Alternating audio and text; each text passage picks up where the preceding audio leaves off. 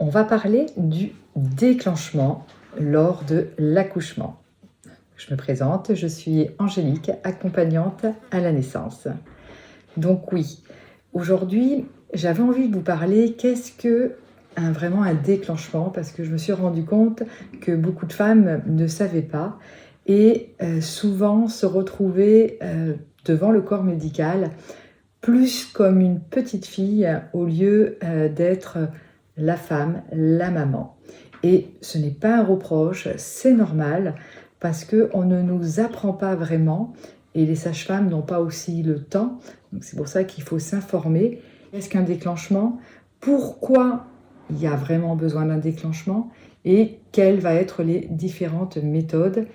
Et surtout, quelles vont être les problématiques de ce déclenchement? Il faut savoir qu'en France, il y a quand même un taux de 25% de déclenchement pour les accouchements, ce qui est énorme, donc ça fait 1 sur 4. Et malheureusement, c'est plus souvent une prévention qu'une réelle nécessité. Pourquoi? Parce que, à l'hôpital, ils n'ont pas aussi beaucoup de place. Donc, selon la semaine, s'ils ont beaucoup d'accouchements, si l'accouchement dure trop longtemps, ils ne vont pas avoir le personnel.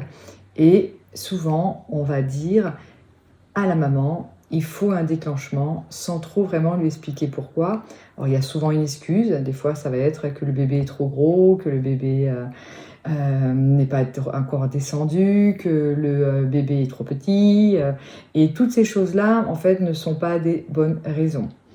Il y a 3 raisons vraiment valables à un déclenchement, qui sont la prééclampsie, donc c'est un dysfonctionnement du placenta, une cholestase gravidique, donc il y a un dysfonctionnement du foie, et s'il y a un diabète déséquilibré sous insuline.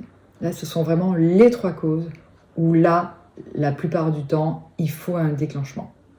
Pour le reste, non. Même si on vous dit qu'il n'y a pas assez de liquide amniotique, ou s'il y en a trop, si c'est dépassement du terme, rupture de la poche, là c'est une proposition, et là vous pouvez dire non. Vous avez le droit, bien sûr, et là vous êtes une bonne mère si vous dites non, parce que, comme je vous ai dit, ce n'est pas un réel danger, et vous êtes capable d'accoucher, même si ça dure longtemps, et que ça embête le personnel médical. Donc ce qui veut dire que plus de la moitié des déclenchements sont inutiles. En plus, on se rend compte qu'il y a plus de 40% des femmes qui regrettent de ne pas avoir été consultées ou de ne pas avoir été informées des effets secondaires. Il faut savoir qu'un accouchement suite à un déclenchement va être souvent plus douloureux. Il peut être aussi plus long et il peut entraîner des souffrances fœtales. Alors, si vous avez un déclenchement, il vaut mieux qu'il soit mécanique que chimique. Donc, mécanique, c'est décollement des membranes, déclenchement par ballonnet ou la rupture artificielle de la poche des os. Mais il vaut mieux éviter celui-ci, au moins choisir les 2 d'avant. Et les déclenchements chimiques, souvent malheureusement qu'il y a le plus, sont un déclenchement par tampon ou gel où on va mettre des prostaglandines ou alors l'ocytocine de synthèse que l'on fait par injection. Pourquoi on va vous mettre l'ocytocine de synthèse? Parce qu'on dit que c'est l'ocytocine qui va déclencher les contractions, donc qui va accompagner. Mais vu qu'elle n'est pas naturelle, cela va être beaucoup plus douloureux. C'est aussi pour ça qu'après, c'est un peu l'effet boule de neige, c'est que beaucoup de femmes, vu qu'elles souffrent, les contractions sont beaucoup plus douloureuses, et que, vu que c'est pas du naturel, elles sont plus vraiment à l'intérieur d'elles et en connexion avec bébé, vont demander la péridurale pour ne pas avoir mal. Pour le fœtus, cela peut provoquer des insuffisances respiratoires et il se fatigue plus rapidement. Parce que vu que ce n'est pas l'ocytocine naturelle, qui est l'hormone de l'amour, que ce soit pour la maman et pour le bébé, en fait, on pousse on pousse le bébé alors qu'il n'est pas forcément prêt. Et donc, vu que ce n'est pas décidé, il n'a pas le temps aussi, entre guillemets, de reprendre son souffle et d'y aller, voilà, comme une vague avec la maman. Donc, parce qu'elle, souvent, en plus, elle n'arrive plus trop. En plus, et après, il y a la péridurale, elle ne sent plus trop, elle ne peut plus être debout. Parce que s'il y a eu la péridurale, donc les membres inférieurs sont endormis. Donc, tout ça fait que vous ne pouvez pas être maîtresse de vos contractions, de l'intensité, de vos sensations de ces vagues. Et cela se fait que par produits chimiques.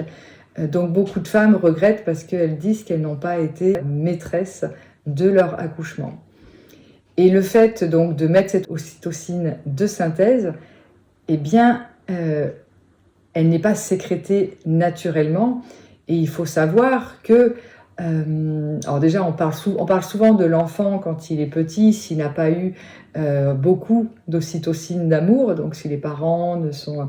Même si des fois on aime nos enfants, mais pas assez de câlins, toutes ces choses-là, de tendresse, l'enfant va manquer donc d'ocytocine, mais aussi si déjà au départ, il n'a pas eu cette ocytocine naturelle, que ce soit les garçons, mais aussi les filles, cela va augmenter, par contre, la testostérone.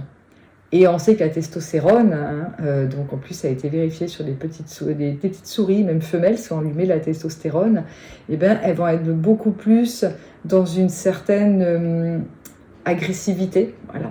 Elle va arriver beaucoup moins à gérer parce qu'elle n'a pas eu tout cet amour, donc elle sait moins gérer quand les personnes sont en colère, par exemple, et vont avoir un instinct beaucoup plus primaire. Donc oui, c'est important. Et aussi, souvent, des enfants qui n'ont pas eu assez d'ocytocine naturelle, et surtout voilà, au moment de l'accouchement, de la naissance, sont aussi des personnes qui sont plus susceptibles d'être dans des états dépressifs plus grands. Donc, quelles sont les solutions pour des déclenchements le plus naturel possible? Si on a un peu de mal à le faire naturellement, il va y avoir l'acupuncture qui va permettre de faire maturer le col et de déclencher les contractions, l'ostéopathie, la chiropractie également, et aussi faites l'amour. Parce que oui, tout ce qui va être rapport sexuel, déjà le sperme contient des prostaglandines donc naturelles, et de se faire des câlins, elle va favoriser l'ocytocine naturelle, donc d'aller dans un accouchement le plus physiologique possible. J'espère que cette vidéo vous a plu. Si c'est le cas, je vous invite à la liker, à la partager et à vous abonner à ma chaîne YouTube Le Trousseau Angélique. Je vous souhaite une très belle journée.